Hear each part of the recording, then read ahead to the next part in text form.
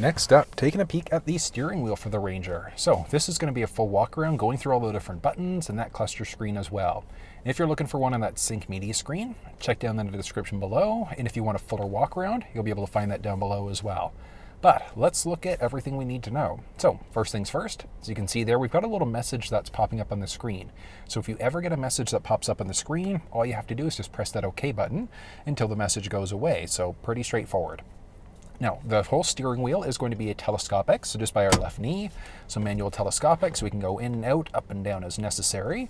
Once you find that perfect position, click that bad boy to lock it back into place. Now, stick on the left-hand side, there is a button on the very tip of the stick, and that's going to turn our lane keeping system on or off. So lane keeping, you can see right along the bottom, right by that fuel gauge there as well. So we've got something else that popped up, and that's going to highlight green once we hit about 64 kilometers an hour. So that means that the system's essentially activated. So we can turn it on or off there, but it won't actually activate until we hit a certain speed. And what that's going to do is just make sure it keeps us in our lane. So it works one of three ways if it's active. First way, it'll gently nudge us back into our lane if we start to veer over without signaling. Second way, it's going to give us a steering wheel shake. Third way is it's going to do both. So it'll nudge us back in and then give us a little bit of a steering wheel shake all at the same time. So it's a very smart system. Like I said, we do have the flexibility to turn it off if we want to. Stick on the right-hand side is going to let us control our front windshield wipers, so we can control the speed as necessary there. And then we get into all of the different pads. So we're going to start off on the right-hand side here. So first one is going to be our volume rocker. So we can easily adjust our volume from there. Ooh, nice classical. So we can adjust our volume from there. We can also change out our sources. So you can see there, it's kind of adjusting our sources as we go. So AM, FM, Sirius XM, etc. You've got a few different options available. And then we can also change songs or stations this way. So if we go over to the media screen and if we press left versus right, you can see there that it's just jumping us through our presets on that first page. But if we do a press and hold, that's actually going to let us seek out to a different station instead. So we can do a seek that way if we want to change between different stations. It's not... It's a little bit challenging to stop in time as you go, but it is available there as an option if you wanted to go that route. As we move down, we do also have a few other buttons, so we can either answer or hang up on a phone call. We can mute out audio there as well on the bottom of the steering wheel in the middle. We've got a voice command prompt. So pushing that is going to let us change songs, radio stations, and things like that. If we had factory navigation, we'd also be able to navigate using our voice. And then another thing, if we were hooked up through Android Auto or Apple CarPlay, we could also do a longer press and hold in order to be able to activate either our Siri or our Google Assistant. So it's just a longer press and hold there in order to activate it. This is going to jump us back to our main home screen on the sync media screen, which is kind of neat. So if we're on any other screen, all we do is push this home button up. And as you can see there, it brings us back to that main screen. So it's kind of neat. And the next one is going to be the option of bringing us into our settings on that media screen as well. So we can go settings versus home. And then settings just gives us a few different options that are available. As we move out to the left side, so a series of other buttons available. Now, this one obviously just has our regular cruise control. So we can turn the system on or off as necessary. We can resume or cancel and then set our speed. So either increase or decrease 1 kilometer or 1 mile per hour at a time. We do also have the option for the adaptive cruise control system instead, which this one obviously doesn't have. We would need the upgraded technology package to get it, but that's essentially a set it and forget it cruise. So you'd have a few other buttons, a distance indicator, but one of the benefits there is that if you've got the adaptive cruise control system set up, if the car in front of you slows down, yours will automatically brake. If they pick up speed, change lanes, get out of the way, or you change lanes, it'll automatically pick you back up to your set speed again. So it's a really great system. And the next one is going to be just our dial pad in order to be able to change between this screen. So in the middle there, so tons of options that are available. We've got our base up and down. We can go left versus right. And then we've got our base OK button. So just take that into account as we move through. Because I'm going to zoom in a tiny little bit just to make it a little bit easier for you to see. But all I'm doing is just pushing all of these buttons along the steering wheel there. So first things first, we've got our fuel economy.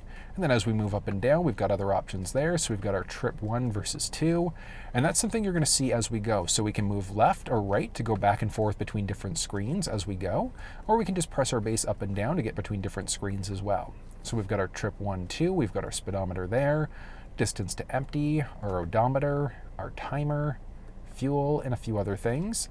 And then if we ever want to reset, so as you can see there, we're just pressing and holding the OK button in the steering wheel. And that's simply just going to reset all the values for us, whether that's trip 1, 2, etc. We've got our speed there in kilometers per hour. We can flip it out to miles per hour. We've got our truck information, so we can see what's going on. As of right now, nothing's going on, so there's nothing happening there. I'm going to turn this system off for a second because that'll disable, and watch what happens when we do. So we've turned it off, and then it's changed out with the way that that truck looks along the right-hand side there. So watch this truck when I push the button along the side. So it'll take a second. But you can see the lane keeping system's on, but now we've got some lanes. You might just be able to make it out to on the left and right hand side there. So once we hit speed, so 64 kilometers an hour, it's going to go green once it recognizes the lane markings. And then if we start to veer over that signaling, it's going to go yellow as we approach it, and then it's going to go red as we pass over, and then gently nudge us back into our lane if the system's activated. This is neat because we can see what wheel is getting which amount of power. So that's the power distribution screen. As we move back, we've got some driver assistance settings. So blind spot system, that lets us know if anybody's entered the blind spot on either side of the vehicle. So let me darken you up there a little bit to make this a bit easier to see. So that's going to highlight orange, well, as you can see there, highlight orange, letting us know that somebody's entered the blind spot on either side of the vehicle. So pretty straightforward there. And let there be light. All right. And as we move down, we've got some info for our trailer. Oh, wrong side, haha. And we've got some info for our trailer, so we can enter our trailer dimensions, so trailer A, B. And as you can see there, that's for our trailer blind spot, which is really, really useful because that blind spot system that we just saw a second ago, with this, that means that it's going to extend to cover the length of the trailer as well. So it is really, really neat, and we can adjust and enter. You can see there I don't have a trailer connected, but if I did, I'd be able to enter the trailer length specifically for the blind spot system, so it is really cool. Cross traffic alert, if we're backing up, and the vehicle senses that there's somebody in behind us there, what's going to happen is it's going to essentially going to warn us. So if somebody's coming perpendicular, so the left or right side, it's going to warn us and let us know of a potential collision. We've got our driver alert there as well. So that's all tied into that lane keeping system. So eventually, if we get too many notifications, it's just going to tell us we should probably take a break. And then as you can see there, we've got our counter. So it's currently unavailable, but as we drive, it's going to have a counter going down there as we go. We've got our lane keeping system, which I showed you earlier. That's all based off of this stick on the left-hand side there, that button, which we've got either our alert, aid, or the alert and the aid. The intensity of the steering wheel shake. So is it a high, normal, or a low shake? And then the sensitivity based off of people that are around us. And as we move backwards there, we've got our pre-collision assist system. So a few options that are available, but what happens is that if the vehicle senses a potential collision front end, we can have the vehicle actively brake for us with our pre-collision assist system. So we can turn this whole thing on or off. So if the idea of this safety setting drives you nuts, you do have the flexibility to turn it off if you want to. The rear parking aid, so as we go to back up, you'll see there, do we want that rear parking aid? That's the beeping that we get as we start to back up.